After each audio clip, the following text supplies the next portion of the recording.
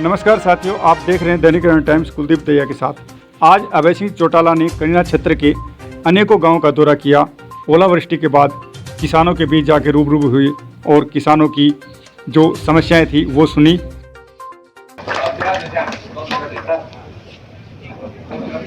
मेरे हरियाणा के नाम से ख्याति प्राप्त छत्तीस बिरादरी के मान सम्मान और स्वाभिमान के प्रतीक छत्तीस बिरादरी के बेटे और संघर्ष के प्रतीक भाई अभय सिंह चौटाला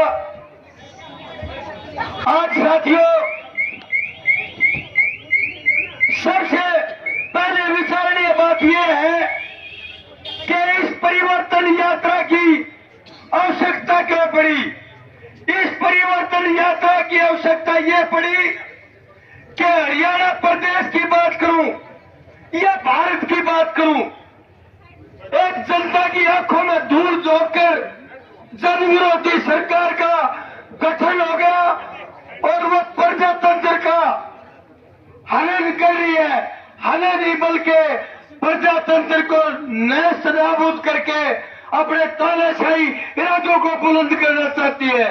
तो आज ये यात्रा साधारण यात्रा नहीं है, बल्कि चौधरी अभय सिंह चौटाला जनता की अदालत में जाकर और एक एक नागरिक से आह्वान करते हैं।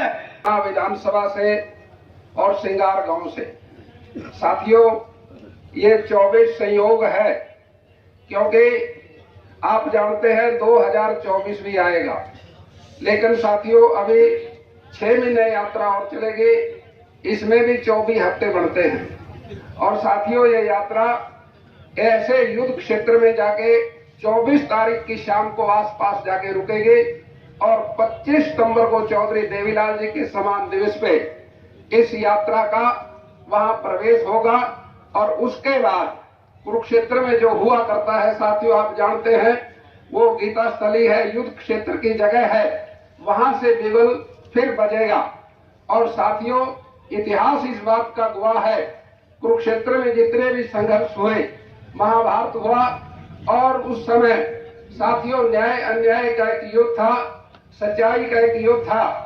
उस युद्ध से केवल कुरुक्षेत्र में परिवर्तन नहीं आया था, उस युद्ध से पूरी दुनिया के अंदर परिवर्तन आया था, पूरे भारतवर्ष के अंदर परिवर्तन आया था।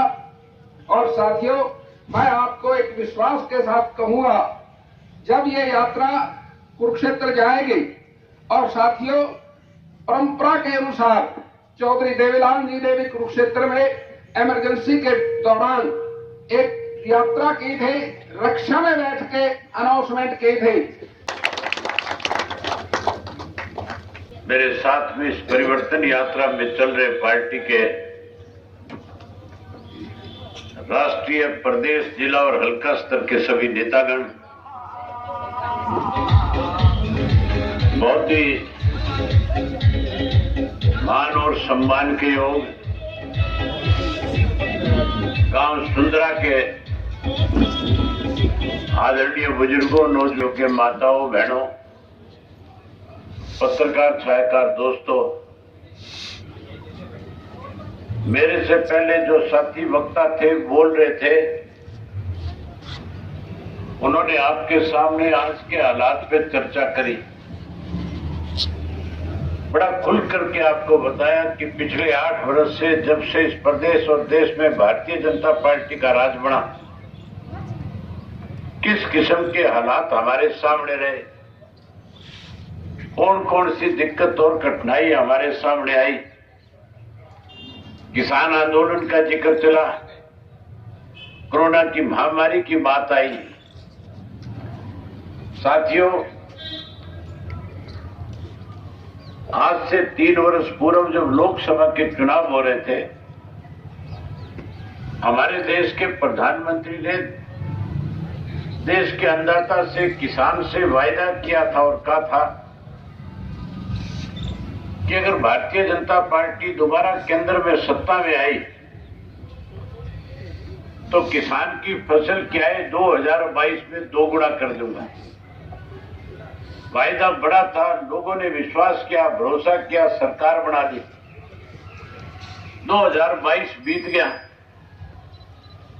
किसान की फसल के दाम दोगुना होने की बजाय कम हो गए। किसान पे कर्जा चढ़ गया, महंगाई बढ़ गई, बेरोजगारी बढ़ गई, भ्रष्टाचार बढ़ गया।